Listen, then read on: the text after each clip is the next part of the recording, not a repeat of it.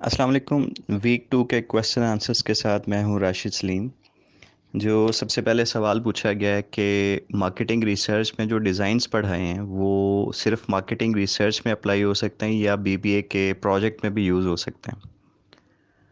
तो जवाब इसका ये है कि ये जो रिसर्च डिज़ाइन है हर उस जगह पे इस्तेमाल होगा जहाँ पे रिसर्च वर्क हो रहा है, और ये डिपेंड करेगा कि आपकी रिसर्च या स्टडी का ऑब्जेक्टिव क्या है। फॉर एग्जांपल, अगर आप किसी चीज़ की बेसिक अंडरस्टैंडिंग लेना चाह रहे हैं तो वहाँ पे एक्सप्लोरेटरी रिसर्च डिज़ाइन अप्लाई करेंगे।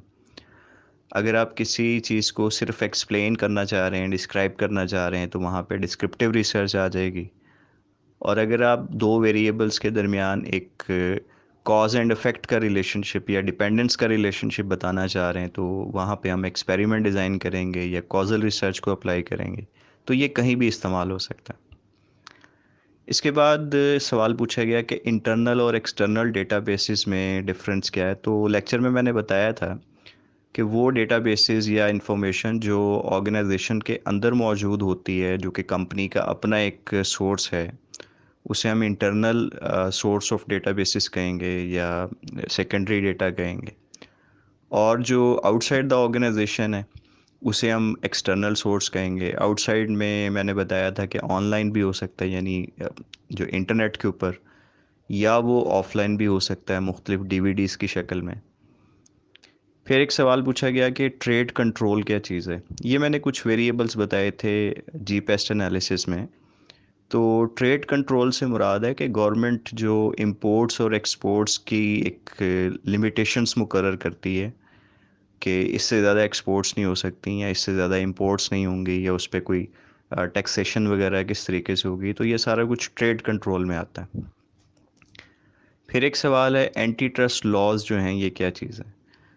तो होता यूँ है जी कि मुख्तलिफ़ कंपनीज़ जब इंटरनेशनल मार्केट में जाती हैं किसी दूसरे मुल्क में, तो समटाइम्स वो कंपटीशन में विन करने के लिए अपनी जो इनिशियल प्राइसेस हैं वो अपनी कॉस्ट से भी लो रख लेती हैं।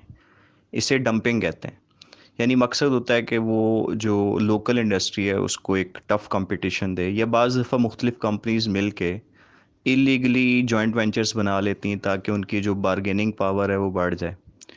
तो गवर्नमेंट का यहाँ पे रोल होता है कि उन्होंने ना सिर्फ अपने जो कस्टमर्स हैं या कंज्यूमर्स हैं उनको प्रोटेक्ट करना होता है, बल्कि जो लोकल इंडस्ट्री है उसको भी बचाना होता है। तो उसके लिए वो फिर मुख्तलिफ लॉज बनाते हैं। उन लॉज को एंटी ट्रस्ट लॉज कहते हैं। फिर एक सवाल पूछा गया कि टाइपोग्राफी क्या चीज़ है, सॉरी टोपोग्राफी क्या चीज़ है।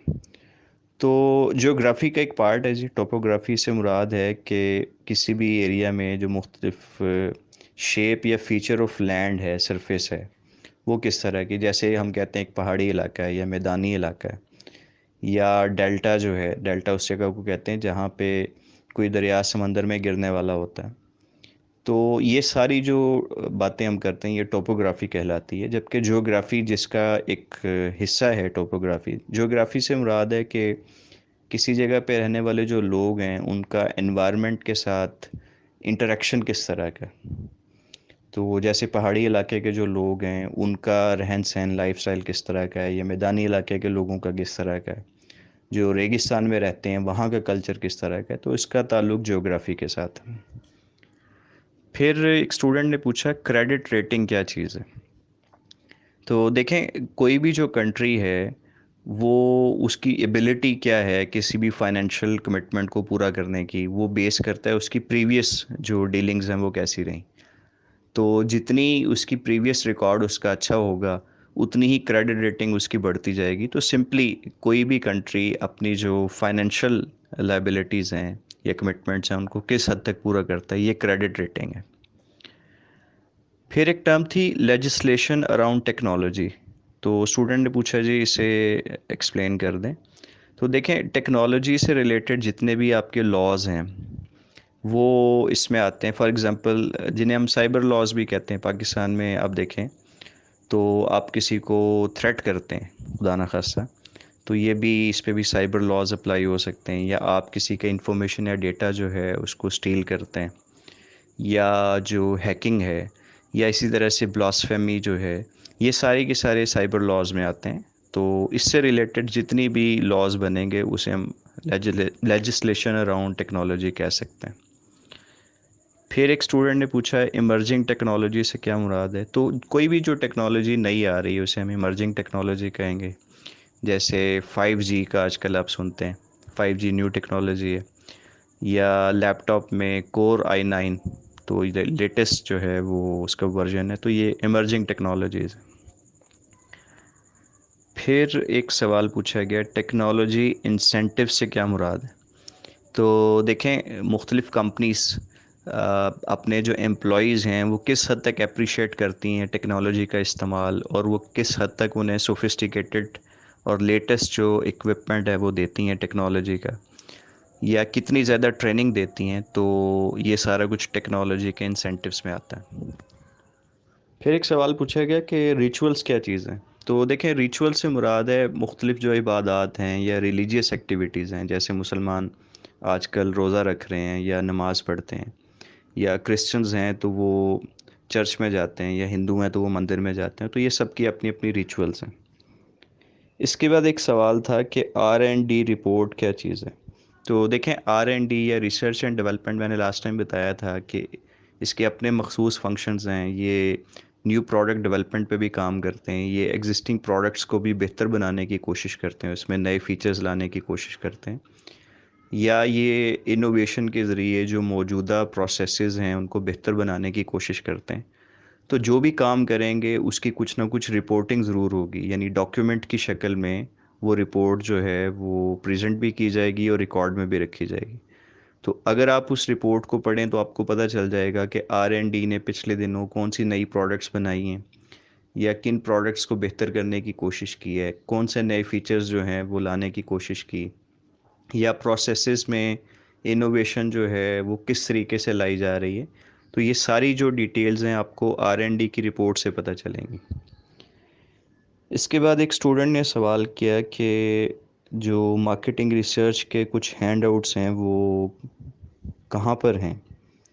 तो गुजारिश ये है कि थोड़ा सा टाइम निकाल के गूगल क्लासरूम को अच्छे तरीके से देखा करें। तो ये हैंडआउट्स वहीं पे मौजूद हैं जहाँ पे आपकी आउटलाइंस भी पड़ी हैं, इसकी टेक्स्ट बुक भी पड़ी है, लेक्चर्स भी हैं, वहीं पे हैंडआउट्स भी आपको मिल जाएंगे इंशाल्लाह। इसके बाद एक सवाल किया गया कि ब्रांड इमेज और आइडेंटिटी में क्या डिफरेंस है। तो देखें, ब्रांड आइडेंटिटी से मुराद है कि कंपनी जो कस्टमर्स हैं उनके बारे में क्या चाहती है, कि वो ब्रांड के बारे में क्या परसेप्शन रखें। तो जो कंपनी चाहती है वो ब्रांड आइडेंटिटी कहलाएगी, और जाहिर है कि कंपनी अच्छा ही चाहेगी। दूसरी साइड पे एक्चुअली जो कस्टमर्स के माइंड में परसेप्शन होती है किसी ब्रांड के बारे में, उसे हम ब्रांड इमेज कहते हैं। यानी कंपनी जो कस्टमर के माइंड में डालना चाह रही है वो आइडेंटिटी है, और एक्चुअली जो कस्टमर के माइंड में है वो इमेज है। तो आइडियली तो दोनों सेम होने चाहिए। अगर दोनों सेम हैं तो इसका मतलब है कि आपकी जो मार्केटिंग स्ट्रेटजी है, और ख़ास तौर पे marketing communication and advertising strategy, वो बड़ी सक्सेसफुल है। और अगर ये सेम नहीं है, और सेम इस तरह से नहीं है कि जो कंपनी बता रही है वो आइडेंटिटी बहुत ऊंची है, बहुत अच्छी है, और जो कस्टमर के माइंड में इमेज है वो उससे कहीं कम है, तो इसका मतलब है कि कुछ ना कुछ प्रॉब्लम है आपकी मार्केटिंग कम्युनिकेशन के अंदर, आपकी एडवर्टाइजिंग के अंदर।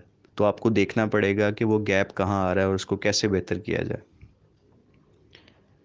इसके बाद जो लास्ट क्वेश्चन है आज का, वो एनवायरमेंटल चेंज एंड कॉम्प्लेक्सिटी के बारे में पूछा गया। तो देखें, ये दो डायमेंशंस हैं एनवायरनमेंट को मेजर करने की। एक, जिसे आप एनवायरमेंटल कॉम्प्लेक्सिटी कह रहे हैं, उससे मुराद क्या है कि किसी एनवायरनमेंट में मौजूद कितने ज़्यादा फैक्टर्स या वेरिएबल्स हैं।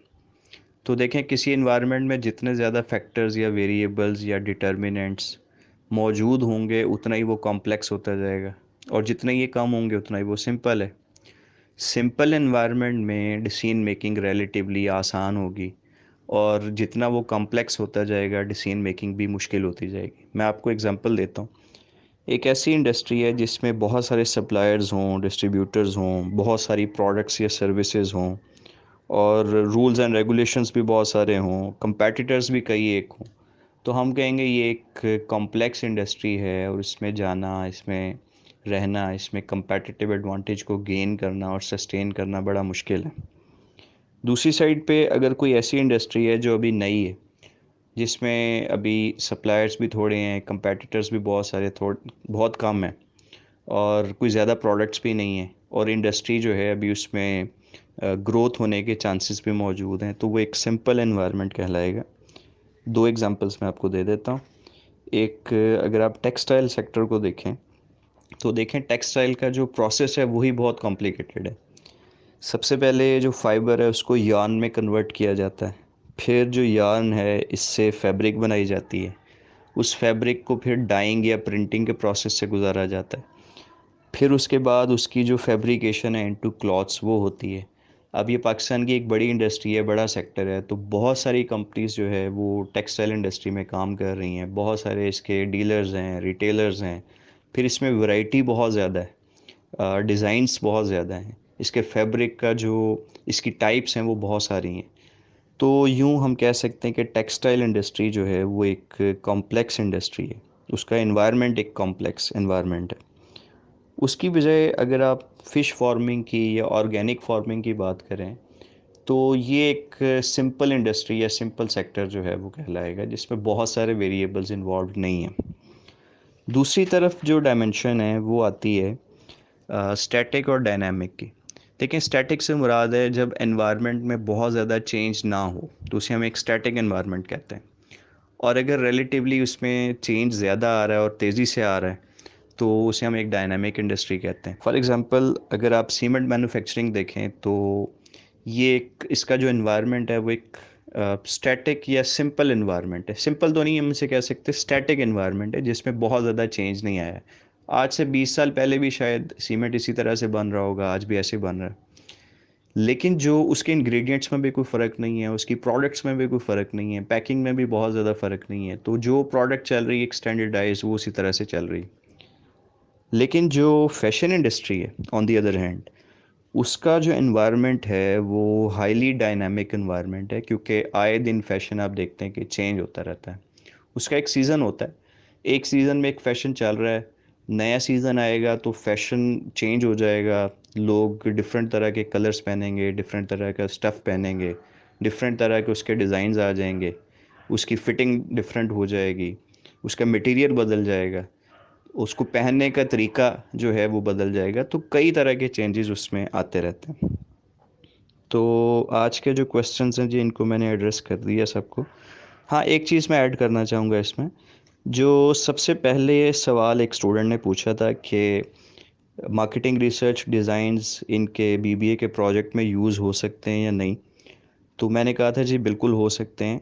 थोड़ा और इसमें मैं बताता चलूँ कि चूँकि प्रोजेक्ट की नेचर का थोड़ा आइडिया है मुझे, इसमें आमतौर पे इंडस्ट्री और ऑर्गेनाइजेशन एनालिसिस जो है वो रिपोर्ट में आपने शामिल करने होते हैं, ज़्यादा काम आपका इसके ऊपर होता है। इसी तरह जो आप इंटर्नशिप की रिपोर्ट बनाते हैं उसमें भी ऐसा ही होता है।